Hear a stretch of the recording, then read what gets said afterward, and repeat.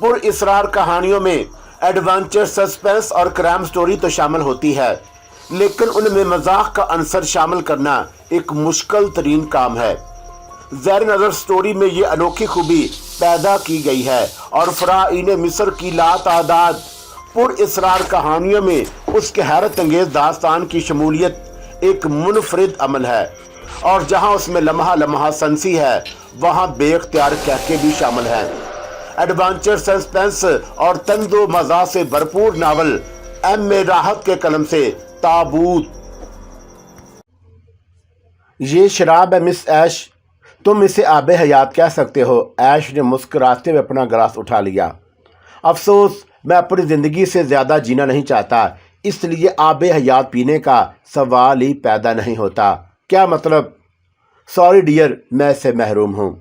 تم شراب نہیں پیتے؟ ایش نے تعجب سے پوچھا۔ ہاں، کیونکہ اس کے بعد میری کھوپڑی الٹی ہو جاتی ہے اور میں سر کے بال چلنے کی کوشش کرتا ہوں۔ اب دیکھو نا کہ یہ خوبصورت بال، اگر سر کے بال چلتے ہوئے گھس گئے تو میری صورت کیا رہے گی؟ اوہو، کیا بار بور بوتے کر رہے ہو؟ موسم قہر آلود ہے اور فضا کی ٹھنڈک اس کے بغیر دور ہی نہیں ہو سکتی۔ میں گرم کمبل اوڑھ لوں گا، لیکن براہ کرم مجھے سے محروم ہی سمجھو۔ کیسی باتیں کر رہے ہو منصور؟ مجھے بہت عجیب لگ رہا ہے۔ یقیناً لگ رہی ہوگی، میں کچھ ایسا ہی عجیب آدمی ہوں، میں نے جواب دیا، اور وہ اپنا گلاس ہاتھ میں لیے ہوئے مجھے دیکھتی رہی۔ پھر اس نے صوفے کی پشت سے ٹیک لگائی اور خود چھوٹی چھوٹی چسکیاں لینے لگی۔ اس کے بعد اس نے دوسرا گلاس بھی اٹھا لیا تھا۔ دونوں گلاس خالی کرنے کے بعد اس نے خمار آلود نظروں سے مجھے دیکھا اور بولی، تو پھر اب کیا پروگرام ہے؟ پرسکون نیند جو دن بھر کی تھکن دور کرے۔ اوکے، پھر میں چلتی ہوں۔ اور وہ ٹرالی دھکیلتے ہوئے باہر نکل گئی۔ میں اپنے سینے پر پھونکے مارنے لگا تھا، حالانکہ موسم کافی سرد تھا۔ دوسری صبح ناشتے کی میز پر وہ نکھری نظر آ رہی تھی اور اس نے کہا، میں نے گرافکس میں تھیلیا کو فون کیا تھا۔ تھیلسما کا کہنا ہے کہ موسم بے حد خوشگوار ہے اور گرافن کے اطراف میں سفید لومڑیوں کا شکار ہو رہا ہے۔ کیا تمہیں شکار سے کوئی دلچسپی ہے مسٹر منصور؟ میں تمہارا مہمان ہوں، جیسے پسند کرو گی، لیکن گرافن کیا یہاں سے زیادہ فاصلے پر ہے؟ ہاں، کافی فاصلے پر۔ لمبی ڈرائیونگ کا لطف آ جائے گا۔ میں نے کوئی جواب نہیں دیا۔ میں نے محسوس کیا تھا کہ رات کو میرے شراب نہ پینے سے انکار نے اس پر کوئی اثر نہیں کیا تھا۔ بہرطور اس نے اپنے طور پر سوچ لیا ہوگا کہ میں اس کا اہل نہیں ہوں۔ چنانچہ وہ اب ٹھیک ٹھاک تھی۔ اس نے بتایا کہ گرافن سے واپسی پر 1 یا 2 دن ضرور لگ جائیں گے، اور پھر تھلیما ہمیں شکار کرائے بغیر نہیں چھوڑے گی۔ چنانچہ تھوڑے سے لباس بھی رکھ لیے جائیں تو بہتر ہے۔ یہ تمام انتظامات کیے لیتی ہوں، ہم دوپہر کے بعد نکلیں گے۔ اس لڑکی کا انداز بعض اوقات مجھے بہت خوفناک لگنے لگتا تھا۔ پچھلے دن کی رپورٹ بڑی بہتر تھی، لیکن رات کو اس کا موڈ ٹھیک نظر نہیں آ رہا تھا۔ بہرطور مجھے کھا تو نہیں جائے گی، میں نے دل ہی دل میں سوچا۔ دوپہر کا کھانا ہلکا سا کھایا تھا، کیونکہ اس کے بعد گرافن تک کا سفر کرنا تھا۔ میں نہیں چاہتا تھا کہ گرافن تک یہاں سے کتنی دور ہے، لیکن کوئی حل بھی نہیں تھا۔ بہت عرصے کے بعد یہ نصیب ہوا تھا کہ سخت ذہنی الجھن کے بغیر صرف سیاحت کر رہا تھا، لیکن دل کو ہمیشہ اس کا خدشہ لاحق رہتا۔ تقدیر اتنی پرسکون نہیں ہے کہ مجھے اطمینان سے بیٹھا رہنے دے، اور کچھ نہ کچھ ضرور سوچا ہوگا، اور اس کے ہونے سے پہلے جو کچھ کر لیا جائے وہ بہتر ہوگا۔ چنانچہ جب ہم نے سفر کا آغاز کیا اور نیلی سپورٹ کار برن کے شہری علاقے کو چھو کر لمبی چوڑی سڑک پر پہنچی تو میں اچھے موڈ کا مظاہرہ کرنے لگا۔ راستے کی ایک چیز کے بارے میں ایش سے سوالات کرتا جا رہا تھا اور وہ مجھے جواب دے رہی تھی۔ جو ہم آگے بڑھتے رہے، مناظر بھی نمونما ہوتی رہی۔ چھوٹی چھوٹی بستیاں، قصبے سامنے آتے رہے۔ بعض جگہ سکول کے بچے چمڑے کی نیکروں اور بھاری بھاری اونی سویٹروں میں ملبوس بستے کندھوں پر اٹھائے ہوئے چلتے ہوئے نظر آئے۔ دیہاتی کسان چھکڑوں پر دودھ کے کنستر اور سبزیوں کی ٹوکریاں لاد کر ایک جگہ سے دوسری جگہ سفر کرتے ہوئے نظر آئے۔ ان کے چھکڑوں کو پستہ قد موٹے گھوڑے کھینچ رہے تھے، جن کے نتنوں سے سردی کی وجہ سے بھاپ خارج ہو رہی تھی۔ موسم پہلے سے بھی سرد ہو گیا تھا۔ پھر لینی وسک نامی قصبے کے کنارے ایش نے سپورٹ کار روک دی اور کہنے لگی، یہاں ہم لوگ چائے پئیں گے، وقت ہو گیا ہے۔ मैंने इधर उधर देखा, आस पास कोई रेस्तोरां या होटल वगैरह नजर नहीं आ रहा था, लेकिन ऐश ने किसी होटल को देखकर गाड़ी नहीं रोकी थी। उसने साइड के एक हिस्से में पहुंचकर 2 गिलास बरामद किए और फिर वहीं से एक बटन दबाकर दोनों गिलास काफी से भर लिए। मैंने मुतहैराना अंदाज में जदीद सिस्टम देखा था। उसने काफी का एक गिलास मुझे देते हुए कहा, पी लो, इसमें कोई नशा आवर चीज शामिल नहीं। वो मुझ पर तंज कर रही थी और मैंने मुस्कुराते हुए काफी उसके हाथ से ले ली और फिर नीचे उतर कर ताज्जुब से गाड़ी के शीशे को देखने लगा कि ये काफी उसी में से तैयार होती है। नहीं, तैयार करके इसमें भरी जाती है, लेकिन हमेशा ताज़ा रहती है, उसने जवाब दिया। बिलाशुबा इंतहाई नफीस काफ़ी थी। मैंने एक और गिलास भरा और उसे खाली करने के बाद ऐश के तरीके पर उसे दूर फेंक दिया। अतराफ का मंजर धुंध में भी हसीन नजर आ रहा था। बाएं हाथ पहाड़ों का एक बुलंद सिलसिला था जिसकी चोटियां धुंध में डूबी हुई थीं। दाहिनी सिमत खेत नजर आ रहे थे जिनमें भूसे की बड़ी बड़ी गांठें तरतीब से पड़ी हुई थीं। रंग बिरंगे पड़ों वाला हैट पहने एक किसान गांठों को इकट्ठा उठाकर लकड़ी के बने हुए गोदाम की तरफ ले जा रहा था। थोड़े फासले पर एक नौजवान लड़का हाथ में पानी की बाल्टी लिए भूरे रंग के घोड़े को नहलाने में मसरूफ था। मैंने ऐश से पूछा, ग्राफन अभी कितनी दूर है? अभी काफ़ी दूर है और रास्ते भी काफ़ी पुरखतर हैं, उसने होंठ सुकेड़ कर कहा। मैं तअज्जुब से उसे देखने लगा। उसके बावजूद तुम इत्मीनान से खड़ी यहाँ काफ़ी पी रही हो, तो फिर क्या पुरखतर रास्तों पर मौत को से खौफजदा होना ज़रूरी है? और अगर है भी तो इससे क्या फ़र्क पड़ता है? ज़िंदगी एक एडवेंचर के अलावा और कुछ नहीं। मेरा दिल हौल कर रह गया। ये एडवेंचर पसंद लड़की कहीं कोई लंबा ही एडवेंचर ना कर डाले, मैंने दिल ही दिल में सोचा, लेकिन उसका इजहार मुमकिन नहीं था। ऐश वाकई पुरसकून नजर आ रही थी और वो अपने बालों को समेट कर पीछे बांधने लगी और उसके बाद गाड़ी की बोनट पर चढ़कर बैठ गई। या तो वो मुझे जिच कर रही थी या फिर मेरे खौफ से लुत्फ अंदोज होना चाहती थी। मैंने दिल ही दिल में फैसला किया कि खौफ का इजहार करके मैं उसे खुश होने का मौका नहीं दूंगा। चुनाचा मैं खुद भी दूसरी तरफ से घूमकर बोनट के दूसरे हिस्से पर बैठ गया। ऐश की निगाहें धुंध में कुछ तलाश कर रही थी। काफी पर एक वादी में स्विट्जरलैंड के यही दही वादा के मकानात बिखरे पड़े थे। ये मकानात एक दूसरे से काफी फासले पर थे। ऐश कहने लगी, पुराने ज़माने में इन घरों के रहने वाले वादी के पार अपने साथियों को एक ख़ास तरीके से पैगाम पहुंचाया करते थे। लकड़ी के बने हुए कई फुट लंबे करने ज़ोर से फूंके जाते और पूरी वादी में उनकी भयानक आवाज़ गूंजती थी। वादियों में रहने वाले उन करनों की आवाज़ों के ज़ैरो बम से पैगाम पढ़ लिया करते। बर्फबारी और शदीद तूफान के दौरान जब पैगाम रसानी के दूसरे वसाइल ख़त्म हो जाते थे तो वादी के लोग एक दूसरे से राब्ता कायम रखने के लिए इसी तरीके से काम लिया करते थे और उसे यू डलन कहा जाता है। फंटास्टिक, क्या ज़िंदगी होगी उन लोगों की, क्यों ना हम ये रात यहीं बसर करें, ऐश और मैंने ख़ास ख्याल के तहत कहा। वो चंद लम्हे मेरी सूरत देखती रही और फिर जल्दी से बोनट से नीचे उतर गई। नहीं, हमें ग्राफन तक पहुंचना ही होगा। मैंने दिल ही दिल में अपनी इस तरकीब की कामयाबी पर खुद को सराहा था। शायद मैं इस लड़की की फितरत से वाकिफ होता जा रहा था। पहले उसके अंदर ये अनहराफ नहीं था, बल्कि वो मुझसे मुकम्मल तावन कर रही थी, लेकिन अब के उसके अंदाज में एक हल्की सी झंझलाहट पाई जाती थी और जो कुछ मैं कह रहा था उससे बाद औकात वो इनहराफ भी कर लेती थी और उसकी वजह से मैं बखूबी समझ रहा था। ये पिछली रात उसके खानदानी काकटेल कबूल ना करने का शाखसाना था और वो ड्राइविंग सीट पर उछल कर बैठ गई और मैं इस अंदाज में सीट की तरफ बढ़ा जैसे बेहालते मजबूरी आगे का सफ़र करना चाहता हूँ। लेकिन मेरी दिल्ली ख्वाहिश थी कि जल्द अज जल्द इस कहर आलूद रास्ते को तय करके किसी बेहतर जगह क़याम किया जाए ताकि रास्ते के खतरात से निमटना पड़े। जब जिस सड़क पर हम जा रहे थे उसके गिर्द पहाड़ों पर बेपनाह धुंध थी। जिस जगह धुंध साफ होती तो कस्मों के दीदा ज़ेब कलीसाओं के सुर्ख गुंबद नजर आ जाते। बुलंदी के बढ़ने के साथ साथ धुंध में इजाफा होता गया, यहाँ तक कि हम खुद भी उसकी लपेट में आ गए। विंड स्क्रीन के सामने धुंध की लहरें उठ रही थी और मजबूरन ऐश को कार की रोशनियां ऑन करनी पड़ी। उसके साथ ही साथ कार की रफ्तार भी सुस्त कर दी थी।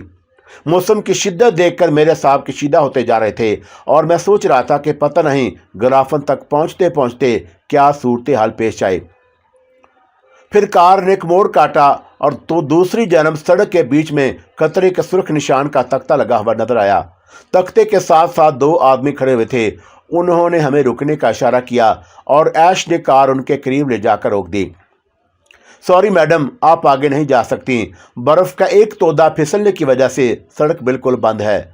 आप वापस चली जाएं। और उनमें से एक ने खिड़की के करीब आकर कहा। ऐश ने परेशान से निगाहों से उसे देखा और कहने लगी, मैं गाड़ी निकाल ले जाऊंगी, रात हो चुकी है, वापसी भी हमारे लिए खतरनाक होगी। बराह करम जिद ना कीजिए, आगे बढ़ना बिल्कुल ममनू करार दिया जा चुका है और हम इससे पहले भी इस तरफ आने वाले लोगों को वापस भेज चुके हैं। ताज्जुब है, रास्ते में हमें कोई भी वापस जाता हुआ नजर नहीं आया, ताहम आपके लिए आगे बढ़ना मुमकिन नहीं। ओह ठीक है, क्यों डियर मंसूर, अगर हम आगे नहीं बढ़ सकते तो फिर ज़्यादा पीछे हटना भी हमारे लिए मुनासिब नहीं होगा। क्या मतलब? मैंने घबराए हुए लहजे में कहा। आओ, मतलब बाद में समझाऊंगी, ऐश बोली और फिर उसने काफ़ी तेज़ रफ्तारी से कार को रिवर्स किया और फिर ऐसी जगह आकर जहां से वह टर्न ले सकती थी कार वापस मोड़ दी। वो होंठों ही होंठों में कुछ बड़बड़ाती जा रही थी और मैं अभी उसके कोई सवाल भी नहीं कर पाया था कि दफतन उसने कार सड़क के दाएं सिमत नशीब में उतार दी और मेरे मुंह से एक हल्की सी आवाज़ निकल गई। मुझे ऐसा महसूस हुआ था जैसे स्टीयरिंग उसके कंट्रोल से बाहर हो गया हो, लेकिन हकीकत यह नहीं थी। कार नशीब में उतरकर एक खुली जगह रुक गई और ऐश ने उसका स्विच ऑफ कर दिया। मैं आंखें फाड़ फाड़ कर उसे देख रहा था और वह सीना से सर टिकाए बैठी थी। फिर मैंने अतराफ में निगाहें दौड़ाई। चारों तरफ धुंध थी और थोड़े फासले की चीजें भी अब साफ नजर नहीं आ रही थी। ये क्या हुआ ऐश? जो होना चाहिए था, वह सर्द लहजे में बोली। मैं समझा नहीं। दफतन मेरे ज़हन में एक बिजली सी कूद गई। क्या नहीं समझे? तुम क्या चाहती हो? क्या चाहती हो आखिर? अरे अरे, तुम्हारे लहजे से तो खौफ झांक रहा है। डर रहे हो माहौल से? दफतन ऐश के लहजे में एक शौकी सी पैदा हो गई। नहीं, लेकिन कार यहाँ उतारने का क्या मतलब है? मेरे ख्याल में क़याम के लिए ये बेहतरीन जगह है। कल दिन की रोशनी में जब राइड साफ हो जाएगा तो हम ग्राफन चलेंगे। तुम्हें कौन सी वापस जाने की जल्दी है? लेकिन ये भयानक जगह। ओहो, कोई जगह भयानक नहीं होती, ये तो एडवेंचर है। क्या लुत्फ आएगा यहाँ रात गुजार कर। लेकिन तुम फिक्र मत करो, इस खुली छत की कार में तुम्हें ये रात बसर नहीं करनी पड़ेगी। मैं हर तरह के इंतजामात रखती हूँ। वो छलांग लगाकर कार से नीचे उतर गई और फिर उसके अकबी हिस्से में पहुंचकर उसने एक बटन दबाया। कार के पिछले हिस्से का ढक्कन किसी वहील मछली की मानद खुल गया था। उसने उसमें से एक बड़ा सा बंडल निकाला और उसके बंद खोलने लगी। मेरी समझ में कोई बात नहीं आई थी, लेकिन जब ऐश ने उस बंडल को पूरी तरह खोलकर ज़मीन पर फैलाया तो मेरी आंखें तअज्जुब से फैल गईं। ये एक बाकायदा बड़ा खैमा था जो इंतहाई जदीद साख्त का था। चंद ही लम्हों में ऐश ने उसे खड़ा करके वहाँ एक बाकायदा कमरा सा बना दिया। खैमे की तनाबें उसने एक मखसूस किस्म के राड में फंसा कर ज़मीन में गाड़ दी थीं। कैनूस या नायलॉन मिली हुई किसी चीज़ का ये खैमा बज़ाहिर काफ़ी मजबूत नज़र आया था। ऐश ने उसी पर इक्तफा न किया, बल्कि वो दोबारा डिग्गी की तरफ मुतवज्जा हो गई और इस बार उसने एक और बंडल निकाल लिया था और उसके साथ ही एक छोटा सा पंप भी जो साइकिलों में हवा भरने के काम आता था। बंडल का निपल खोलकर उसने पंप से हवा भरनी शुरू कर दी और थोड़ी देर के बाद एक लंबा चौड़ा गद्दा तैयार हो गया। उस गद्दे को खैमे के अंदर बिछाने के बाद उसने मेरी तरफ देखा और एक बार फिर डिग्गी की जन बढ़ गई। अब उसने एक बड़ा सा कंबल निकाल लिया था। खुदा की पनाह, और तुम्हारी स्पोर्ट्स कार में क्या क्या है? एक पूरी रिहाइशगाह। तुमने काफ़ी थर्मास देख लिया है। इस थर्मास में तकरीबन 1 गैलन काफ़ी है और मेरा ख्याल है कि यह हमारे लिए बहुत होगी। उसके अलावा खाने पीने की अशिया भी मौजूद हैं। ये गर्म कंबल हमें सर्दी का एहसास भी नहीं होने देगा। अब क्या किया जाए? ज़िंदगी के ये लवाज़मात तो ज़रूरी होते हैं और इनका ख्याल रखना चाहिए। वैसे डियर मंसूर, एडवेंचर पसंद बनो, उसी में मज़ा है। ज़िंदगी अपने कमरे में बेहतरीन बिस्तरों पर भी गुजर सकती है, लेकिन अगर कभी ऐसे हौलनाक वीरानों में भी बसर करनी पड़ जाए तो उनसे लुत्फ़ अंदोज़ होना चाहिए। मैं खामोशी रहा था और वह इत्मीनान से रबड़ के गद्दे पर पाँव फैलाकर लेट गई। मुस्किराती निगाहों से मुझे देखने लगी। फिर उसने किसी ख्याल के तहत बाहर निकलकर गाड़ी लॉक किया, अग्निशन से चाबी निकाल लाई और साथ एक छोटा सा लैंप भी जो गालबन बैटरी पर चलता था। तारीकी हर तरफ फैल गई थी। मध्यम लैंप खैमे के अंदर की फिजा को रोशन करने में नाकाम कोशिश करता रहा। सर्दी बढ़ती जा रही थी। उसने एक बार फिर बाहर निकलकर डिग्गी में एक पैकेट निकाला और उसे खोलकर मेरे सामने रख दिया। डिनर। खुदा की पनाह, यूँ महसूस होता है जैसे तुम्हें इन सारी चीज़ों का पहले ही से एहसास था।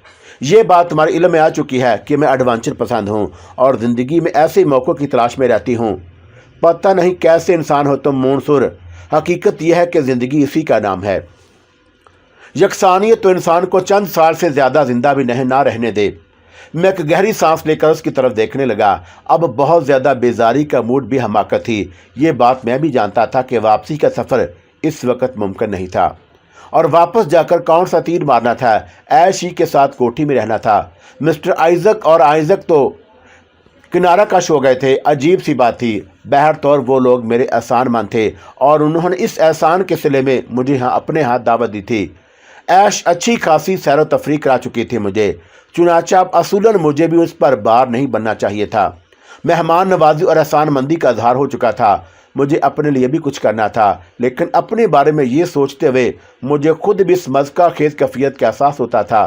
بھلا میں اپنے لیے کیا کر سکتا تھا سوائے اس کے کہ کئی کٹی ہوئی پتنگ کی طرح فضا میں چکراتا رہتا۔ ایش نے کھانے پینے کا سامان کھول کر میرے سامنے رکھ دیا اور خود باہر جا کر کافی کے گلاس لے آئی۔ پھر اس نے مجھے اشارہ کرتے ہوئے کہا، تکلف نہیں ڈیئر، بہت ہلکا سا کھانا ہے، تمہیں پسند آئے گا۔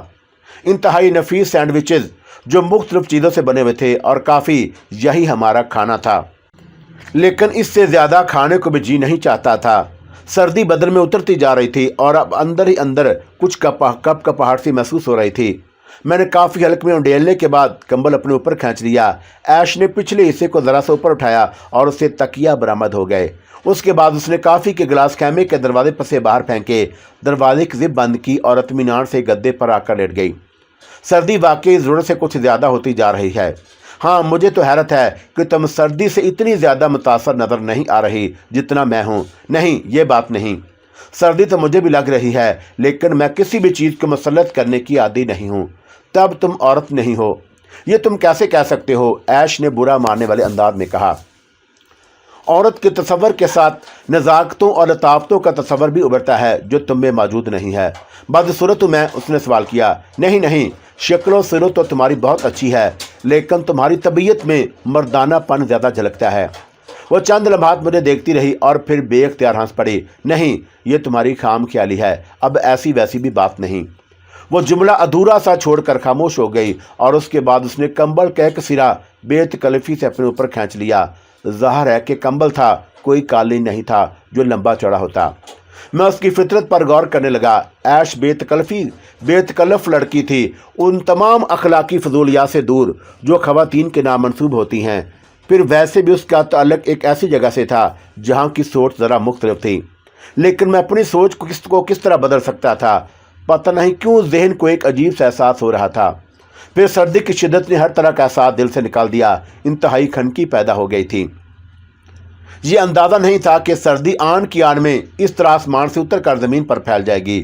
بلا شبہ جب ہم برن سے نکلے تھے تو موسم سرد تھا اور تھوڑا سا فاصلہ طے کرنے کے بعد دھند اور کوہر نے آ لیا تھا، لیکن اس میں اتنی سردی تو نہیں تھی۔ اب تو یوں محسوس ہو رہا تھا جیسے چاروں طرف برف ہو اور ہم اس کے درمیان ہو۔ بدن کے اندر ایک عجیب سی اینٹھن پیدا ہو گئی اور ہلکا ہلکا درد بھی محسوس ہونے لگا۔ کمبل کو میں نے ایک سائیڈ سے اچھی طرح لپیٹ لیا اور دوسری سائیڈ البتہ میرے بس میں نہیں تھی۔ دفتن ایش نے میری طرف دیکھا اور پھر میری پریشانی پر الٹا ہاتھ رکھ کر بولی، کیا بات ہے؟ شاید تم بہت زیادہ سردی محسوس کر رہے ہو۔ ہاں، ایسی ہی بات ہے، میرے حلق سے بمشکل تمام نکلا۔ ایش کوہنیاں ٹکا کر بیٹھ گئی، پھر کمبل پھینک کر اٹھ کھڑی ہوئی اور ایک بار پھر وہ اس کی زپ کھول کر باہر نکل گئی تھی۔ اس بار جب خیمے کا دروازہ کھلا تو یوں محسوس ہوا جیسے برف کا برادہ اڑ کر میرے بدن سے چپک گیا ہو، اور میں نے جلدی سے کمبل میں منہ ڈھک لیا۔ پتہ نہیں اب کیا کرنے گئی تھی، لیکن چند لمحات کے بعد واپس آ گئی اور میری ہمت نہیں ہوئی تھی کہ کمبل سے منہ نکال کر دیکھتا۔ ویسے اس نے دروازے کی زپ بند کر دی اور پھر اس نے میری پیشانی کو تھپتھپایا۔ اٹھو منصور، اٹھو۔ کیا بات ہے؟ میں نے کپکپاتے ہوئے لہجے میں کہا۔ لو، یہ پی لو، تمہاری سردی بہت کم ہو جائے گی۔ کیا چیز ہے؟ منہ تو کھولو، ہٹاؤ یہ کمبل چہرے سے، یہ کیا حرکتیں کر رہے ہو؟ اس نے جھنجھلائے ہوئے انداز میں کہا اور میں نے ڈرتے ڈرتے کمبل چہرے سے ہٹا لیا۔ ایش کا ہاتھ میرے چہرے کے قریب تھا، اس نے جلدی سے کوئی چیز میرے ہونٹوں سے لگا دی۔ غیر اختیاری طور پر ہی میں نے اپنا منہ کھول دیا۔ ایک کڑوی بد ذائقہ اور عجیب سی شے میرے حلق سے نیچے اتر گئی، سینے پر ایک لکیر سی بنتی چلی گئی تھی۔ میں جلدی سے اٹھ کر میں جلدی سے اٹھ کر بیٹھ گیا اور ابکائیاں سی لینے لگا۔ ارے ارے کیا حماقت ہے، خود کو سنبھالو، ایش نے کہا اور خود بھی اپنے ہاتھ میں پکڑے ہوئے گلاس سے چسکیاں لینے لگی۔ میں نے دھندلی روشنی میں دیکھا یہ اس کا خاندانی نسخہ تھا، وہی نسخہ جو اس نے مجھے پہلے بھی پلانے کی کوشش کی تھی، شراب۔ حماقت کی باتیں کرو گے تو خیمے کا دروازہ کھول کر باہر نکال دوں گی، پتہ نہیں کس قسم کے آدمی ہو، لو یہ ایک اور پیو اور محسوس کرو کہ اب اندر کی کیفیت کیا ہے۔ میں نے اپنے آپ پر غور کیا تو ایک عجیب سا احساس ہوا، بلا شبہ ایک ہی گلاس میں اندر کی سردی تو نکل گئی تھی اور اب وہ کیفیت نہیں تھی جو چند ہی لمحات قبل میں نے محسوس کی تھی۔ اس نے دوبارہ میرے گلاس میں وہ رنگین چیز ڈال دی جو کئی رنگوں سے مل کر بنی ہوئی تھی اور گلاس میرے ہاتھ میں تھما دیا۔ ایش پلیز، کوئی چیز اگر دوا کے طور پر استعمال کی جائے تو وہ اتنی بری بھی نہیں ہوتی، آخر ڈاکٹر تمہیں دوائیں دیتا ہے، پتہ نہیں کس ٹائپ کے آدمی ہو، میں نے تو ایسا کوئی مرد اس سے پہلے نہیں دیکھا۔ اوہ اب تم مجھے تانے دے رہی ہو، میں نے آہستہ سے کہا اور گلاس اس کے ہاتھ سے لے لیا۔ آہستہ آہستہ چسکیاں لے کر پیو، لطف آ جائے گا۔ میں ابھی تک اس بد ذائقہ چیز کو اپنے منہ میں محسوس کر رہا تھا، لیکن اس نے مجھے جو فائدہ پہنچایا تھا وہ نظر انداز کرنے کے قابل نہیں تھا۔ چنانچہ میں نے اس کی ایک چھوٹی سی چسکی لی اور دوسری، تیسری اور چوتھی، اور اس کے بعد مجھے یوں محسوس ہوا جیسے اس کا ذائقہ ختم ہو گیا ہو، بلکہ اب ایک عجیب سی خوشبو بھی مجھے محسوس ہو رہی تھی۔ یہ دوسرا گلاس بھی خالی ہوا تو اس نے تیسرا گلاس بھر دیا۔ نقصان تو نہیں دے گی؟ میں نے آہستہ سے پوچھا۔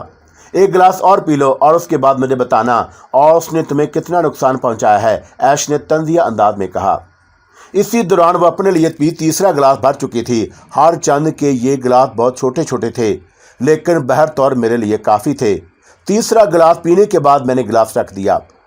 دفتر مجھے یوں محسوس ہوا جیسے فضا میں گرمی پھیلتی جا رہی ہے اور میرے اندر سردی نکل گئی تھی۔ باہر کی فضا بھی نارمل سی محسوس ہونے لگی، لیکن رفتہ رفتہ حدت کچھ اور بڑھی اور میری کمپٹیوں سے ہلکی ہلکی آنچ نکلنے لگی۔ آنکھوں میں بھی ایک عجیب سی جلن پیدا ہو گئی، ذہن کچھ بھڑکنے سا لگا تھا۔ میں نے بھرے ہوئے لہجے میں کہا، ایش ایک گلاس اور مل سکتا ہے؟ ایش ہنس پڑی، ہاں کیوں نہیں، لیکن میرا خاندانی نسخہ یہ بھی ہے کہ چوتھے گلاس کے بعد پانچویں گلاس کا تصور بھی نہیں کیا جا سکتا، کیونکہ اس کے بعد انسان اوندا ہی ہو جاتا ہے۔ اس نے مجھے چوتھا گلاس بھی دے دیا اور یہ گلاس معدے میں اتارنے کے بعد دنیا تبدیل ہو گئی۔ مجھے اپنے چاروں طرف روشنیاں سی جلتی ہوئی محسوس ہوئیں، مدھم مدھم روشنیاں جو میرے چاروں طرف ٹمٹما رہی تھی اور کبھی جلتی اور کبھی بجھ جاتی۔ فضاؤں میں ایک عجیب سی سرمستی پھیلی ہوئی تھی۔ میں چندیائی ہوئی نگاہوں سے روشنیوں کو دیکھنے لگا۔ آسمان سے براہ راست رابطہ قائم ہو گیا تھا، میں فضا میں تیر رہا تھا۔ ستارے میرے بالکل قریب تھے اور مجھے دیکھ کر ہنس رہے تھے۔ پھر ان ستاروں کو اپنے بازوؤں پر پھیلا کر مجھے اپنی گوش میں لے لیا اور مجھے یوں محسوس ہوا جیسے میں پانی کی گہرائیوں میں اترتا جا رہا ہوں۔ بہت ہی لطافت بکھری ہوئی تھی چاروں طرف اور ستاروں کے درمیان کھیلتا رہا، پھر تکن سے چور ہو گیا اور وہیں کسی ستارے کی گود میں سر رکھ کر سو گیا۔ آنکھ اس وقت کھلی تھی جب صبح کی روشنی نمودار ہو گئی۔ میں نے حیرت بھری نگاہوں سے اپنے اطراف میں دیکھا۔ نیلے رنگ کی چھولداری کی چھت نظر آ رہی تھی اور میں اس کے اندر تھا۔ زپ بند تھی اور میرے بالکل قریب ایش موجود تھی، لیکن وہ جس حالت میں تھی اسے دیکھ کر میں ششدر رہ گیا اور میں نے اپنے آپ پر بھی غور کیا اور میرے حواس چند لمحات کے لیے معطل ہو گئے۔ ایک لمحے کے لیے تو جی چاہا کہ اٹھ کر باہر بھاگ جاؤں، لیکن پھر سردی کے تصور نے باز رکھا۔ باہر نکلنے کا مطلب ہے کہ براہ راست نمونیا۔ میں پریشانی کے عالم میں ایش کو دیکھتا رہا اور وہ گہری نیند سو رہی تھی۔ آنکھیں بند تھیں اور ہونٹوں پر ایک گہری سی مسکراہٹ، نقوش میں ایک عجیب سی کیفیت، نہ جانے کیوں میری نگاہ اس پر جمی رہ گئی اور گزرے ہوئے واقعات ایک ایک کر کے میرے ذہن سے گزرنے لگے اور پھر میرے ہونٹوں پر مسکراہٹ بکھر گئی۔ کمینی کہیں کی، میں نے دل ہی دل میں سوچا اور کمبل سے باہر نکل آیا۔ ایش جب جاگی تو میں چھولداری کے باہر کھڑا تھا اور ان حسین نظاروں کو دیکھ رہا تھا جو اطراف میں بکھرے ہوئے تھے۔ طبیعت پر ایک عجیب سی شگفتگی اور ایک عجیب سی نفرت طاری تھی۔ وہ مسکراتی ہوئی باہر نکل آئی اور میں نے شکایتی نگاہوں سے اسے دیکھا۔ ہیلو منصور، کہو اب تو سردی کا احساس نہیں ہے؟ کیا کہوں تم سے ایش، کیا کہوں؟ اوہ ڈیئر، کچھ مت کہو، بس کچھ بھی مت کہو پلیز، اس نے عجیب سے انداز میں کہا اور میرے قریب آ کر کھڑی ہو گئی۔ پھر چونک کر بولی، کافی پی تم نے؟ نہیں۔ تو پھر آؤ ایک ایک کافی پئیں۔ میں نے انکار نہیں کیا تھا۔ حیرت انگیز بات تھی، کافی اس وقت بھی بالکل گرم اور تازہ تھی۔ یہ حیرت انگیز چیز ایش نے اپنی گاڑی میں لگا رکھی تھی۔ کافی کے دو کپ پینے کے بعد ہم تازہ دم ہو گئے۔ ایش کہنے لگی، بس ایک چیز کی کمی رہ گئی ہے اور وہ ہے پانی جس سے ہم غسل کر سکیں۔ غسل؟ اور میں نے پھریری لیتے ہوئے کہا اور ایش ہنس پڑی۔ ہاں، یہاں غسل کا تصور بھی نہیں کیا جا سکتا۔ کیا خیال ہے چلیں؟ ظاہر ہے کہ ہم یہاں قیام کے لیے تو نہیں آئے تھے۔ ویسے تمہاری دوست تھی، تمہارے نہ پہنچنے سے پریشان نہیں ہوئی ہوگی، یا پھر راستہ بند ہونے کی اطلاع سے بھی مل گئی ہوگی، میں نے سوالی انداز میں کہا اور ایش کا کہکہ گونج اٹھا۔ میری دوست حلیمہ، اس نے شوق انداز میں کہا، لیکن میری سمجھ میں کچھ نہیں آیا تھا۔ کیوں؟ کیا مطلب ہے اس بات کا؟ اس نام کی کوئی لڑکی میں نے کبھی دوست نہیں بنائی، اور گرافن سے زیادہ واہیات علاقہ سوئٹزرلینڈ میں اور کوئی نہیں ہے۔ ایک بھدا اور بدنما قصبہ جہاں کوئی دلچسپی نہیں ہے۔ میں تعجب سے ایش کو دیکھنے لگا، کوئی بات سمجھ میں نہیں آئی تھی۔ اس نے چھولداری کی طرف بڑھتے ہوئے کہا، اب اس سامان کو سمیٹیں۔ میں نے خیمہ اتارنے میں اس کی مدد کی تھی۔ بہت ہی عجیب و غریب خیمہ تھا۔ لپٹنے کے بعد ایک چھوٹے سے بنڈل کی شکل میں رہ جاتا تھا، ویسے کافی کشادہ تھا۔ گدے کی ہوا نکال لی گئی اور تمام سامان ڈگی میں منتقل کر دیا گیا۔ پھر کار میں بیٹھتے ہوئے میں نے اس سے پوچھا، کیا تم گرافن نہیں چلو گی؟ نہیں بھائی، ہمیں گرافن سے کیا دلچسپی ہے، وہاں واقعی دیکھنے کی کوئی چیز نہیں۔ تو پھر؟ میں نے متحیرانہ انداز میں کہا، بس تم اس کاکٹیل کے چند گلاس پلانا چاہتی تھی، تم نے وہاں قبول کرنے سے انکار کر دیا تھا۔ اگر تم وہاں انکار نہ کرتے تو یہ رات اس سردی میں نہ گزارنا پڑتی، ایش نے کہا اور کار سٹارٹ کر کے ریورس کر دی۔ میں پھٹی نگاہوں سے اسے دیکھ رہا تھا، اور جب بات میری سمجھ میں آئی تو میں نے دونوں ہاتھوں سے اس کی گردن دبوچ لی۔ وہ آہستہ سے چیخ کر ہنس پڑی تھی۔ کار نے سڑک کی ڈھلان عبور کی تو میں نے خود ہی گھبرا کر اس کی گردن چھوڑ دی۔ کیوں؟ رفتار بہت تیز تھی، لیکن اس کا رخ واقعی گرافن کی جانب نہیں تھا، بلکہ وہ واپس شہر کی جانب جا رہی تھی۔ تم کمینی لڑکی، تم واقعی بے حد کمینی ہو۔ شکریہ ڈیئر، دراصل میں ایڈونچر پسند ہوں اور میری زندگی ایسے ہی گزر رہی ہے، اس نے کہا اور ایکسیلیٹر پر پاؤں کا دباؤ بڑھا دیا۔ سپورٹ کار کی رفتار یکدم بڑھ گئی اور میں نے خود کو سنبھالنے کے لیے جلدی سے سائیڈوں میں لگی ہوئی بیلٹ اپنے پیٹ پر باندھ لی۔ ایش کی حرکت مجھے عجیب و غریب لگی تھی، لیکن نہ جانے کیوں گزری ہوئی رات اب بری نہیں محسوس ہو رہی تھی۔ برن کے اسی خوبصورت علاقے میں اپنی رہائش گاہ میں داخل ہو کر ایش نے مجھے خدا حافظ کہا اور اپنے کمرے میں چلی گئی۔ میں واپس اپنے کمرے میں آ گیا، باتھ روم میں جا کر گرم پانی سے شاور کے نیچے جا بیٹھا۔ غسل کر کے باہر نکلا تو ایش میرا انتظار کر رہی تھی اور وہ بھی غسل کر کے آ گئی تھی۔ میں نے ملازم سے ناشتہ لانے کے لیے کہہ دیا ہے، وقت زیادہ ہو گیا ہے، لیکن ناشتے کے بغیر کیسے کام چلے گا؟ کیا خیال ہے؟ میں نے مسکراتے ہوئے گردن ہلا دی تو وہ بھی مسکرانے لگی۔ ویسے مجھے یقین ہے کہ تمہیں میری خاندانی شراب پسند آئی ہوگی۔ ایش، بس کیا کہوں تم سے، کمال کے انسان ہو، پتہ نہیں کیا ٹائپ ہے تمہارا، میں تو واقعی تمہیں کچھ سمجھ نہیں سکی، بہتر ہے کہ نہ سمجھو۔ اور ناشتے کے کمرے میں چل کر باتیں کریں گے۔ ووٹ کھڑی ہوئی اور میں اس کے ساتھ ناشتے کے کمرے میں پہنچ گیا۔ عمدہ قسم کا ناشتہ میز پر سجا دیا گیا تھا۔ میں نے مسٹر آئزیک کے بارے میں پوچھا تو وہ کہنے لگی، ملازم کو فون ملا تھا، انکل مارسیل جا رہے ہیں اور یقیناً وہاں بھی انہیں 2-4 روز لگ جائیں گے، البتہ آنٹی کل تک ہسپتال سے واپس آ جائیں گی۔ تاہم آنٹی بہت اچھی طبیعت کی مالک ہیں، ہمارے مشاغل میں وہ کبھی دخل نہیں دیں گی۔ لیکن میں سوچ رہا ہوں ایش کہ اب مجھے یہاں کب تک تمہارا مہمان رہنا چاہیے؟ کیوں اکتا گئے؟ ابھی تو سوئٹزرلینڈ بہت وسیع ہے۔ یقیناً ہے، لیکن تم نے مجھے فطرتاً عجیب کہا ہے، اور یہ بھی میری عجیب فطرت کا ایک پہلو ہے کہ میں اس سے زیادہ تم لوگوں کے ساتھ نہیں رہنا چاہتا۔ لیکن احمق آدمی، اس کی وجہ تو بتاؤ۔ بس بھائی، ایک چھوٹا سا کام کر دیا تھا تمہارے انکل کے لیے، اور وہ بھی اتفاقی طور پر میں نے کم از کم تم لوگوں سے جھوٹ نہیں بولا، جان بوجھ کر میں نے یہ سب کچھ نہیں کیا تھا، تو پھر اب اس کا اور کتنا معاوضہ وصول کروں؟ نہیں ڈیئر، ہر چیز کا معاوضہ نہیں ہوتا، اور یہ تو تمہاری اچھی فطرت کی دلیل ہے کہ تم اتنے بڑے کام کو چھوٹا سا سمجھتے ہو۔ آنٹی اور انکل ان کے چنگل میں جہاں پھنسے تھے، پال مورسن زخمی ہو کر ناکارہ ہو گیا تھا، اور پھر واقعی جو کچھ ہونا تھا اگر اسی انداز میں ہو جاتا تو انکل کا کیریئر خطرے میں پڑ جاتا۔ تم نے نہ صرف انہیں اس مصیبت سے نکال لیا بلکہ کسی بدنامی کا شکار بھی نہ ہونے دیا، اور اس کے بعد تم اس کام کو چھوٹا سا کہتے ہو۔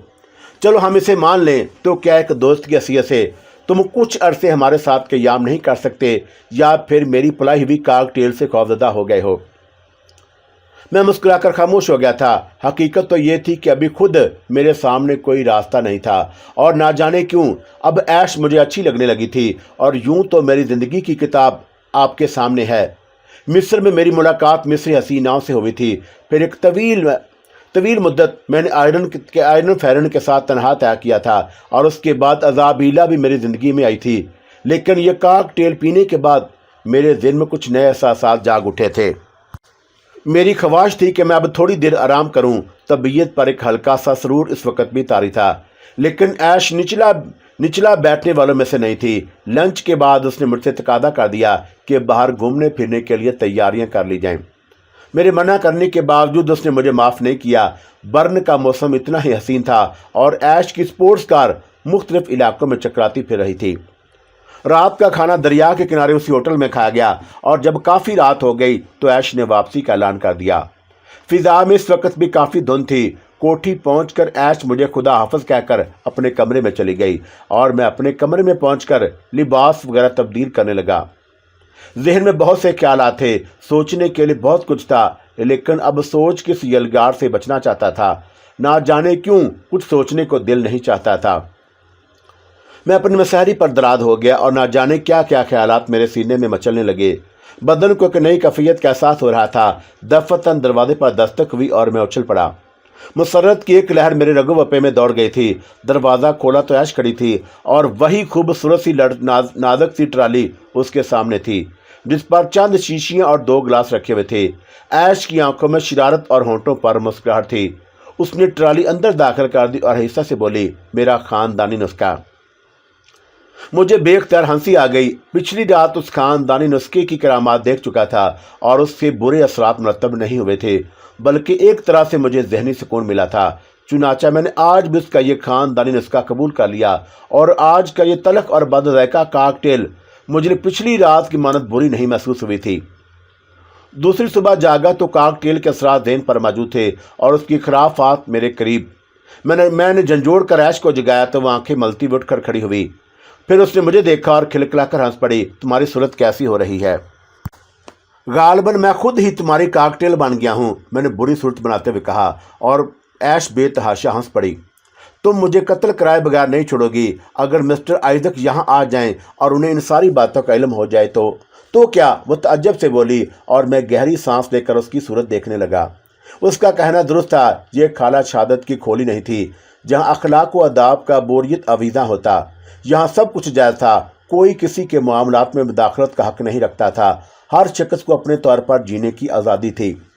ऐश कमरे से बाहर निकल गई और मैं गुस्ल खाने के अंदर चला गया। नाश्ते से फारिग हुए ही थे कि बाहर कुछ आवाज़ें सुनाई दी और ऐश चौंक कर खड़ी हो गई। ओह, आंटी वापस आ गई हैं। मैं समझने भी ना पाया था कि ड्राइंग रूम का दरवाज़ा खोलकर मिसेस आइजक अंदर आ गईं। सफ़ेद स्कर्ट में वो पहले से ज़्यादा खुशगवार कैफियत में नज़र आ रही थी। रस्मी सलाम दुआ के बाद वो अपने लिए भी कुर्सी घसीट कर बैठ गईं और बोलीं, ऐश मुझे भी नाश्ता दो। मैं सोच कर चली थी कि कहीं लेट ना हो गई हूँ। ज़रूर आंटी, वैसे आपकी सेहत पहले से बेहतर नज़र आ रही है। हाँ, मैं फिट होकर आई हूँ, मिसेस आइजक ने जवाब दिया और उसके बाद नाश्ते में मसरूफ़ हो गईं। नाश्ते के दौरान वो मुझसे भी गुफ्तगू करती जा रही थी। तुम सुनाओ मिस्टर मंसूर, हम दोनों की गैर मौजूदगी में तुम बोर तो नहीं हुए? क्यों ऐश, मिस्टर मंसूर को तुमने बरन की सैर कराई? हाँ आंटी, मैंने कोशिश तो की है उन्हें खुश रखने की। अब पता नहीं इसमें कामयाब हुई हूँ या नहीं। ऐश ने बदस्तूर शरारत भरी नज़रों से मुझे देखते हुए कहा और मैं बुखला गया। उसका अंदाज जू मैनी था। बहरतौर मैं नाश्ते के दौरान उनके साथ ही रहा और फिर हम तीनों बाहर निकल आए।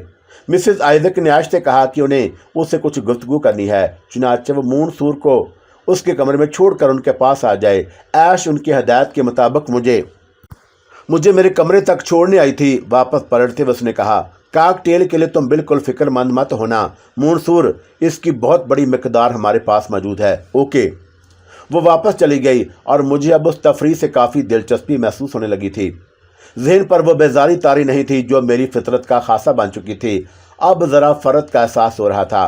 अपने कमरे में पहुंचकर मैंने सोचा कि बहर तौर यहाँ इक़्तिदार का कोई तय्युन नहीं है और ये लोग मेरे एहसान का सिला कुछ तवील अरसे तक अदा करना चाहते हैं। चुनाचा क्यों ना यहाँ से इस वक्त तक क़याम करूँ जब तक ये लोग खुद ही मुझसे इजाज़त ना मांग लें। मुझे इस सोच पर हंसी आ गई थी, लेकिन दुनियादारी यही चीज़ है। लोग इसी अंदाज में जीने की आदी हैं और उस बात के मकानात भी हैं कि इन तमाम आदाब से नावाकफियत ही आज तक मेरे लिए भटकने का बायस रही हो। काफ़ी देर इसी तरह गुजर गई। ऐश किसी काम में मसरूफ़ हो गई थी, इसलिए वापस नहीं आई थी। तकरीबन 11:15 बजे मिसिज आइजक ने मेरे कमरे के दरवाजे पर दस्तक दी और इजाज़त मिलने पर अंदर आ गई। मैं समझा था कि ऐश होगी या फिर कोई मुलाजम।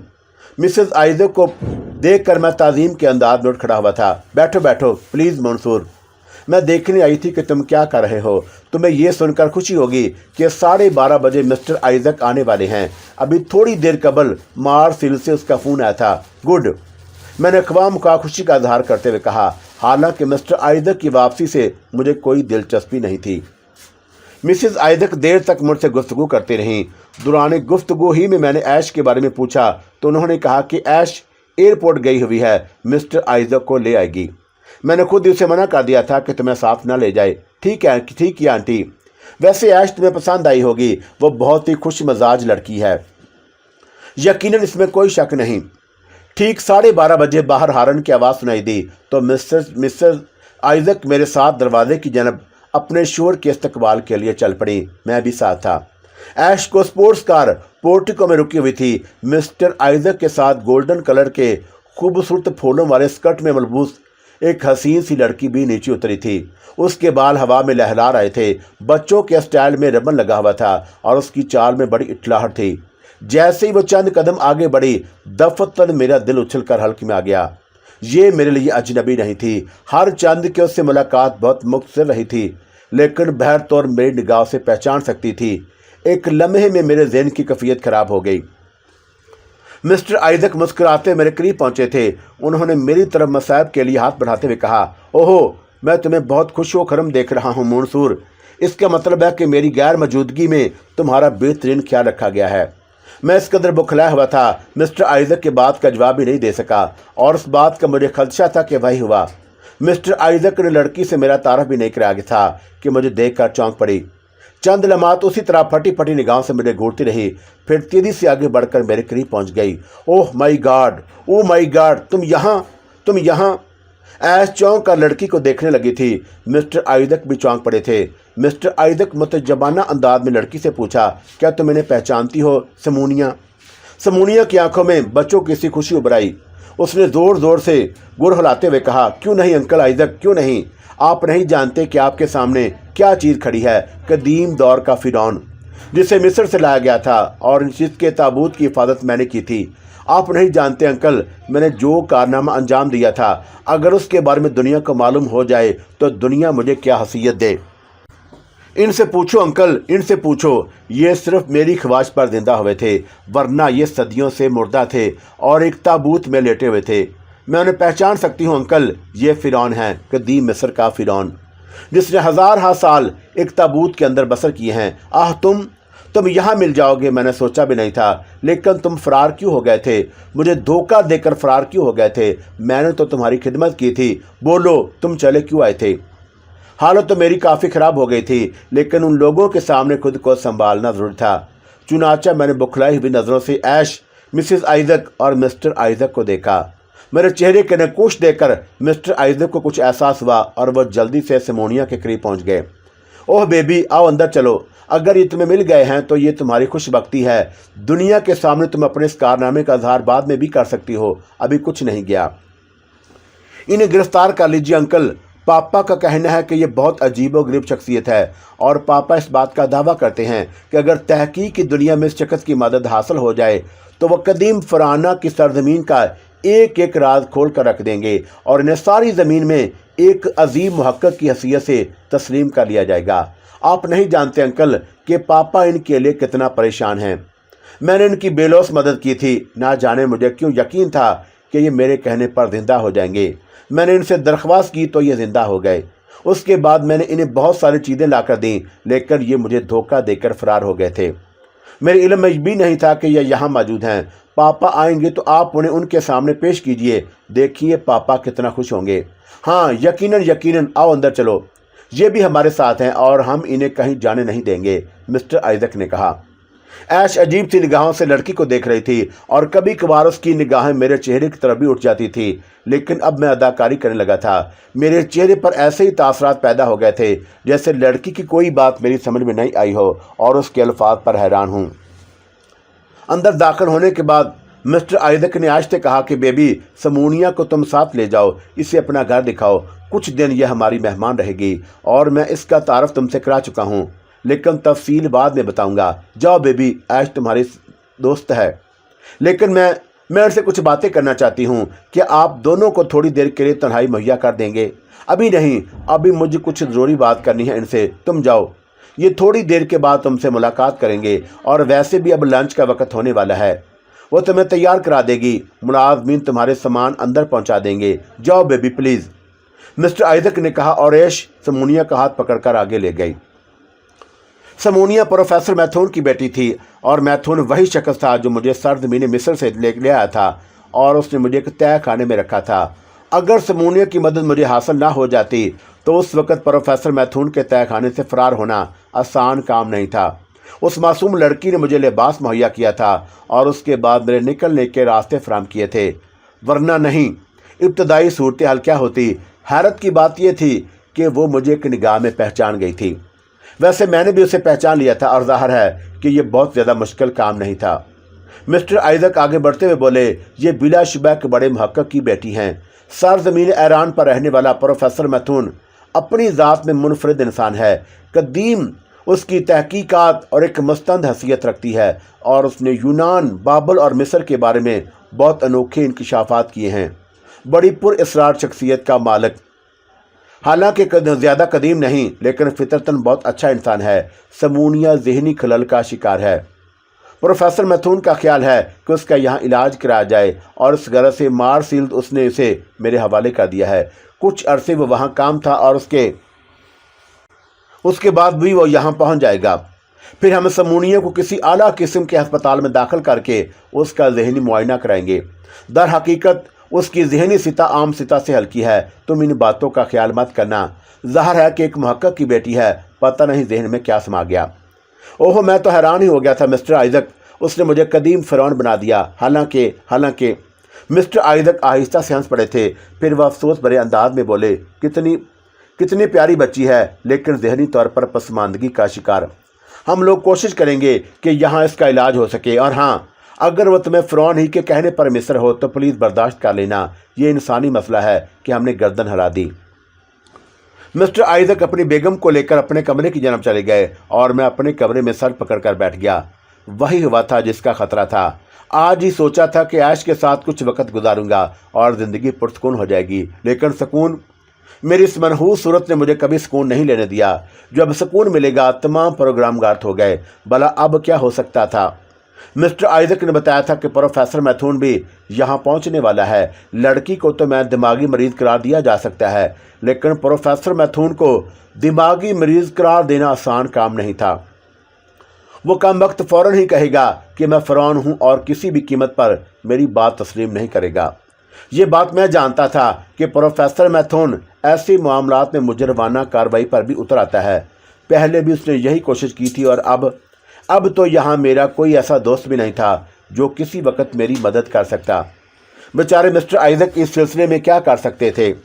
मैं बहुत परेशान हो गया था। इस परेशानी के आलम में ना जाने कितना वक्त गुजर गया कि मुलाजम ने मुझे ड्राइंग रूम में चलने को कहा और ये हदायत उस मिसिज आइजक से मसूल हुई थी। मैं समूनिया का सामना करने के लिए तैयार हो गया। दिल में यही फ़ैसला किया था कि फ़िलहाल तो कुछ वक्त गुजारा जाए, बाद में ही कोई फ़ैसला किया जाए। ड्राइंग रूम में पहुंचा तो समूनिया ऐश के साथ मौजूद थी। ऐश के चेहरे पर कोई ख़ास तासर नहीं था। गालबनों से ये बात बता दी गई थी कि समूनिया ज़हनी मरीज़ा है। मिस्टर आइजक भी मौजूद थी और खुश दिली से मेरा इस्तकबाल किया गया। मिस्टर आइजक के कहने लगे कि हकीकत यह है कि अपनी इस मसरूफियात ने मुझे शर्मिंदा भी किया है। असूलन तो मुझे तुम्हारे साथ होना चाहिए था, लेकिन बहर तौर मूनसूर मजबूरियाँ भी बाद औकात पता नहीं क्या कुछ करा लेती हैं। अब पाल मोर्सन को देख लो, ज़ख्मी होने के बावजूद उसे छुट्टी नहीं मिल रही और वही काम से मगरबी जर्मनी गया हुआ है। मैंने रस्मी अंदाज में मिस्टर आइजक से कहा कि उनकी गैर मौजूदगी में मुझे कोई तकलीफ़ नहीं हुई। समूनिया कहने लगी, लेकिन अंकल, یہ آپ کے پاس کیسے پہنچے؟ کیا تابوت سے نکلنے کے بعد یہ سیدھے آپ کے پاس آ گئے تھے؟ انکل، آپ نے ان سے قدیم مصر کے بارے میں گفتگو کی؟ نہیں بیبی، اب پروفیسر میتھون آ جائیں گے تو ہم ان سے مصر کے بارے میں معلومات حاصل کریں گے۔ یہ کام میں کروں گی اور پاپا پر انکشاف کروں گی کہ وہ جو کام وہ نہیں کر سکے تھے میں نے کر ڈالا۔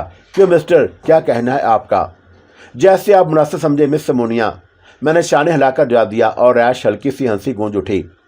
مسٹر آئزک نے سرزش کرنے والے انداز میں ایش کو دیکھا تھا، لیکن سمونیا کی ہنسی کی جانب توجہ ہی نہیں دی تھی۔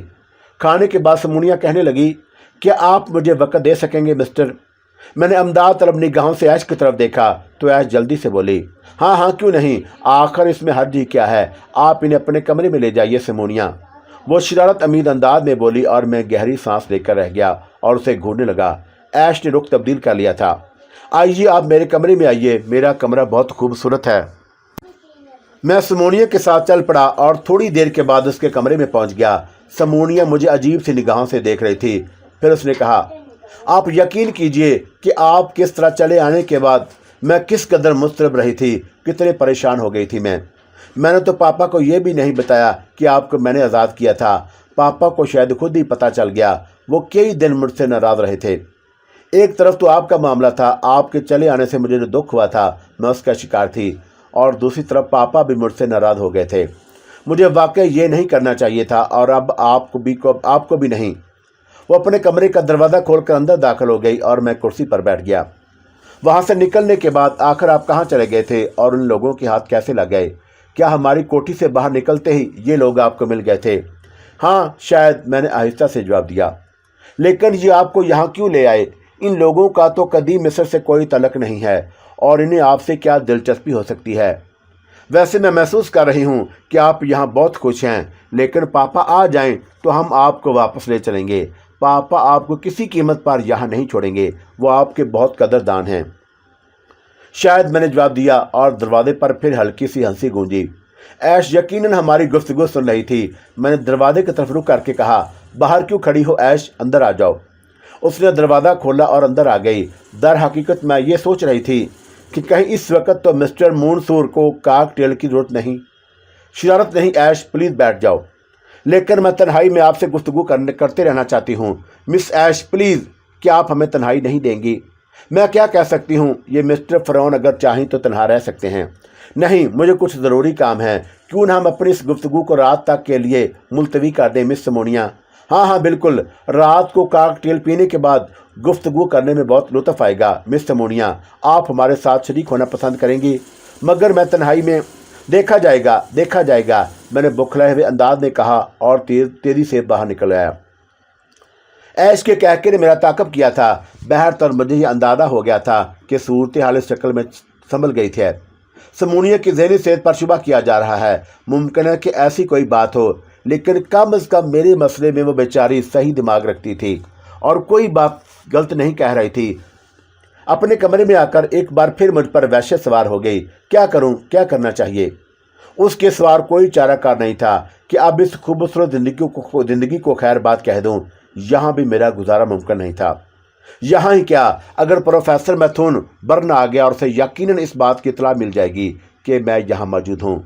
سمونیا کی بات خیر اس کے دماغ کی خرابی سمجھ لیا گیا، لیکن پروفیسر میتھون تو پاگل نہیں ہوگا۔ سمونیا اس سے فرعون کا تذکرہ کرے گی تو وہ سمونیا سے زیادہ پاگل ہو جائے گا، اور اس کے بعد بھلا وہ میری گردن کہاں چھوڑنے والا تھا؟ مسٹر آئزک یقیناً اس سلسلے میں میری مدد کر سکتے تھے، لیکن اس کے لیے انہیں اپنی تمام کہانی سنانی ہوگی، اور میں خواہ مخواہ ایک بار پھر منظر عام پر آ جاؤں گا۔ بات کہاں سے کہاں پہنچ جائے گی۔ اس لیے بیٹے منصور، ٹھیک یہی ہے کہ یہاں سے بھی رفو چکر ہو جاؤ، اور اس کے بعد یہ سوچو کہ اب کیا کرو گے۔ وہی جنجلاہٹ، وہی کیفیت ایک بار پھر ذہن پر سوار ہو گئی تھی۔ میں نے آئینے میں چہرہ دیکھا۔ یہ چہرہ جب تک تبدیل نہیں کر لیا جائے گا، مجھے زندگی کے عذاب سے نجات نہیں ملے گی۔ خواہ مخواہ یہ سوچ کر بیٹھ جاتا ہوں کہ اب حادثات مجھ سے دور چلے گئے ہیں۔ ہر نئی جگہ کو اپنے لیے پرسکون سمجھتا ہوں، لیکن اس چہرے کی نحوست، یہ خد و خال ہمیشہ میرے دشمنوں کو میرے تعاقب میں لگائے رکھتے ہیں۔ جب تک مجھے اس سے نجات نہیں ملے گی، یقیناً مجھے سکون نہیں ملے گا۔ کیا کروں؟ किस तरह अपना इस चेहरे पर को मसक कर दूं, नोच डालूं इसे। मैंने गुस्सीली निगाहों से अपने चेहरे को देखा और दिल में फैसला किया कि अब जब तक अपने इस चेहरे को तब्दील नहीं कर लूँगा, सुकून से नहीं बैठूंगा और न ही ज़िंदगी के सफ़र को आगे बढ़ाने के बारे में सोचूंगा। हाँ, मुझे पहले इस चेहरे से निजात दरकार है। पहले अपना ये चेहरा बदल लिया जाए जो जगह जगह मेरे लिए अजाब बन जाता है। ये ख्याल दिल पर इस तरह सवार हो गया कि जी चाह अभी निकल पड़ूं, लेकिन फिर अक्ल ने साथ दिया। फ़ौरन ही निकलना अव्वल तो मुमकिन नहीं होगा, दोम यहाँ से जाने का क्या ज़रिया हो सकता है। फ़ौरन ही तो ये चेहरा तब्दील नहीं हो जाएगा। उसके लिए पहले मालूमात हासिल करनी पड़ेंगी। ये देखना पड़ेगा कि ये काम कहाँ हो सकता है और उसके बाद ही कुछ हो सकता था। लेकिन इस दौरान यहाँ इस इमारत में रहना मेरे लिए कतई नामुमकिन नहीं है। क्योंकि कहीं और ही बंदोबस्त करना पड़ेगा। किसी ऐसी जगह मुँह छिपाकर बैठ जाना पड़ेगा जहाँ ऐश या और कोई मुझे तलाश ना कर सके। दिल खून खून हो रहा था। ऐश के साथ गुजरे हुए लम्हात याद आ रहे थे। बिलाशुबह उस लड़की ने वो कर दिखाया था जो मेरे लिए मुमकिन नहीं था। शायद मैं इस साथ तक कभी आगे ना बढ़ सकता। बहुत से मंसूबे मेरे जहन में आते रहे और उसी चक्कर में शाम हो गई। डिनर पर मेरा सामना एक बार फिर उन लोगों से हुआ। ऐश 8 दिन में मेरे पास बिल्कुल नहीं आई थी। वो समोनिया से काफ़ी मिली जुली नज़र आती थी। पता नहीं किस टाइप की लड़की थी। मैंने भी इस पर कोई तर्ज नहीं किया। डिनर के बाद काफ़ी देर तक चहलकदमी होती रही। समोनिया ने फिर वही तज़किरे छेड़ दिए थे।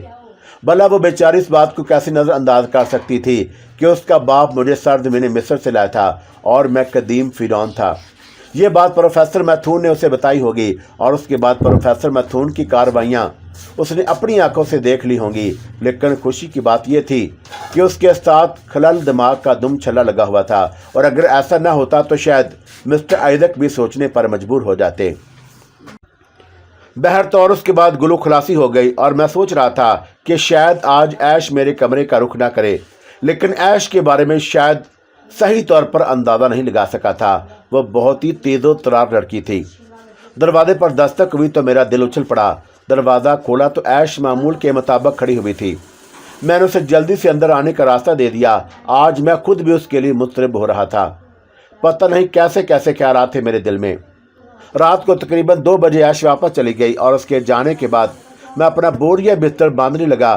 फैसला यही किया था कि रात की तारीकी में यहाँ से निकल जाऊँ। सामान भी नहीं छोड़ सकता था क्योंकि उसमें कई चीज़ें ऐसी थी जो आइंदा के लिए बहुत ज़रूरी थीं, वरना शायद वैसे ही भाग चुका होता। 2 बजे चोरों की तरह अपना सामान लेकर किसी की कोठी से निकलना ख़तरनाक भी हो सकता था, लेकिन बहरतौर ये उससे ज़्यादा ख़तरनाक नहीं था कि प्रोफेसर मैथून यहाँ पहुँच जाए। चुनाचा मैंने ये खतरा मुँह ले लिया। इस दौरान चौका ऐश के साथ कई बार कोठी से निकलकर मुख्तलिफ इलाकों में जा चुका था, इसलिए बाद जगह मेरे लिए अजनबी नहीं रही थीं। अलबत्ता चलने फिरने वालों की निगाहों से बचना था। सड़कें बेशक सुनसान पड़ी हुई थी, लेकिन कहीं भी मुझे देखा जा सकता था। बेमुश्किल तमाम ये लंबा सफ़र तय करके एक सड़क पर पहुंच गया। ये मार्ग गासे थी। सड़क मार्ग गासे बर्न के अच्छे इलाकों में शुमार होती थी। यहाँ उम्दा दर्जे के होटल वगैरह भी थे। चुनाचा मैंने एक होटल का रुख किया। रात की सरवत से मैंने कमरा तलब किया और मुझे आर्जी तौर पर फ़ौरन ही कमरा हासिल हो गया। किसी ने मुझे मुश्तबा निगाहों से नहीं देखा था। होटल बहुत आला नहीं था, लेकिन बहर तौर कमरा मुनासिब था। कम से कम बकिया रात गुजारने के लिए क़यामगाह मिल गई थी। सोने का तस्वर भी जहन में नहीं उभरा और मैं अपनी अजीबो गरीब किस्मत को कोस रहा था और इस वक्त मेरे ऊपर शदीद जंजलाहट सवार थी। बहर तौर इस जंजलाहट को दूर करने के लिए बेहतर यही था कि गुसल खाने में जा घुसूँ और बिलाशुबा तकरीबन 1 घंटे तक मैं अपने ऊपर पानी बहाता रहा था। हल्का गर्म पानी बड़ी फ़रत दे रहा था, लेकिन जहन वसवसों से आज़ाद नहीं था। अलबत्ता नहाने के बाद सोचों की क़ुव्वतों में इजाफा हो गया। मैंने सोचा कि कोई भी होटल मेरे लिए मखदूश हो सकता है, क्योंकि मुझे होटलों ही में तलाश किया जाएगा। ऐश वगैरह पर मेरे इस अनोखे फ़रार से न जाने क्या गुजरेगी। वैसे भी वो खुद भी मुझसे काफ़ी मायूस हो गई थी और मेरे इस तरह गायब हो जाने से उसे यकीनन दिली दुख होगा। लेकिन क्या किया जा सकता था। पता नहीं कितने लोगों को मेरी वजह से दुख हुआ था और मैं कितने लोगों से दुखी था। अब सवाल ये पैदा होता है कि मैं जो अपने चेहरे के खदुखाल तब्दील कराने के लिए कोशा हूँ, इस सिलसिले में मुझे कैसे कामयाबी हासिल हो सकती है। कम अज़ कम बरन में मेरे लिए ये मुश्किल काम होगा, क्योंकि चालाक ऐश से मैं अच्छी तरह वाकिफ था। कहीं ना कहीं ज़रूर पकड़ा जाऊँगा। اور اس کے بعد اگر پروفیسر میتھون نے ان لوگوں کو یہی حقیقت بتائی کہ سمونیا کا کہنا غلط نہیں ہے اور ایسی ایک شخصیت میتھون کے پاس سے فرار ہو گئی ہے، تو یہ لوگ دلچسپی کی غرض سے ہی مجھے پکڑنے کی کوشش کریں گے۔ کیوں نہ یہاں سے نکل جاؤں، برن چھوڑ دوں، سوئٹزرلینڈ کے کسی چھوٹے سے قصبے یا کسی دیہات میں پناہ لے لوں، لیکن وہاں کیا جک ماروں گا؟ یہ چہرہ مجھے کہاں چھوڑے گا؟ جب تک میں اس کے خد و خال تبدیل نہیں کرا لوں گا، سکون سے بیٹھنا نصیب نہیں ہوگا۔ یہ بات نہ جانے کیوں میرے ذہن میں جم چکی تھی۔ دوسری صبح میں نے ایک بار پھر غسل کر کے ناشتہ کیا اور رات کی تھکن ذہن سے دور کرنے کی کوشش کرنے لگا۔ آنکھیں جل رہی تھیں، ذہن سلگ رہا تھا، لیکن بہر طور اپنے آپ کو پرسکون رکھنا بھی ضروری تھا۔ میں نے ہوٹل کے نچلے حصے میں پہنچنے کے بعد اندر ہی بنے ہوئے کاؤنٹر سے اخبارات اور اکرب و جوار کے نقشے خریدے اور اپنے کمرے میں آ گھسا۔ اخبار میں کوئی ایسی چیز نہیں تھی جو میرے لیے قابل توجہ ہوتی۔ پھر میں نے نقشے پھیلا لیے اور اس کے بعد دل میں یہ طے کر لیا کہ برن سے فرینکفرٹ چلا جاؤں، کم از کم وہاں کوئی شناسا تو نہیں ہوگا۔ ایک سیاح کی حیثیت سے مجھے اس سفر میں کوئی خاص مشکل پیش نہیں آ سکتی تھی۔ چنانچہ ذہن میں سوال کو پوری طرح ترتیب دے کر میں باہر نکل آیا اور اس کے بعد تیاریاں کرنے میں مجھے زیادہ مشکل نہیں ہوئی۔ متعلقہ اداروں سے سارا کام منٹوں میں ہو گیا تھا اور میں نے برن سے فرائی برگ تک کا ٹکٹ خرید لیا تھا۔ فرائی برگ کے بارے میں جس قدر معلومات حاصل ہو سکتی تھی، ان سے یہ اندازہ ہوا تھا کہ وہ جرمنی کے خوبصورت ترین علاقے بلیک فاسٹ کا سب سے بڑا شہر ہے۔ میرا ارادہ تھا کہ میں کسی وقت بلیک فاسٹ کے کسی چھوٹے سے قصبے میں رات گزاروں گا اور پھر وہاں سے فرینکفرٹ نکل جاؤں گا۔ اب تک زندگی میں نے اپنے آپ کو ایک سیاح کی حیثیت سے ہی روشناس کرایا تھا اور حقیقت بھی یہی تھی کہ اندازہ چاہے کچھ بھی ہو، لیکن میں ایک سیاح کی حیثیت سے ہی سفر کر رہا تھا۔ اس سفر میں جو واقعات میری زندگی میں پیش آ رہے تھے ان سے میرا کوئی تعلق نہیں تھا، بس واقعات نے خود ہی مجھے گھیرا ہوا تھا اور میں ان سے کسی طور پر فرار حاصل نہیں کر سکا تھا۔ گاڑی سوئٹزرلینڈ کی سرحد عبور کر کے اب جرمنی اور فرانس کی سرحد پر جا رہی تھی، جہاں گاڑی کی پٹری کئی میل تک کے دنوں ملکوں کی سرحد کا کام دیتی تھی، اور میں نے گاڑی کی کمپارٹمنٹ میں سفر کرنے والے مسافروں کو دیکھا۔ زیادہ تر جرمن باشندے تھے، اکا دکا ہی دوسرے ملکوں کے لوگ نظر آ رہے تھے۔ ایک گوشے میں ذرا مختلف قسم کا ایک جوڑا بیٹھا ہوا نظر آیا جو ان لوگوں سے بے نیاز اپنی دھن میں مست بیٹھا ہوا تھا۔ یہ بین الاقوامی آوارہ گرد تھے جو لباس اور زندگی کے دوسرے لوازمات سے بے پرواہ صرف اپنی دھن میں مگن رہتے تھے۔ جرمن طالب علموں کا ایک گروہ ان کی طرف متوجہ تھا، لیکن وہ ان کی باتوں کی طرف توجہ نہیں دے رہے تھے۔ نہ جانے میرے ذہن میں کیا خیال آیا اور میں اپنی جگہ سے اٹھ کر ان کے قریب آ گیا۔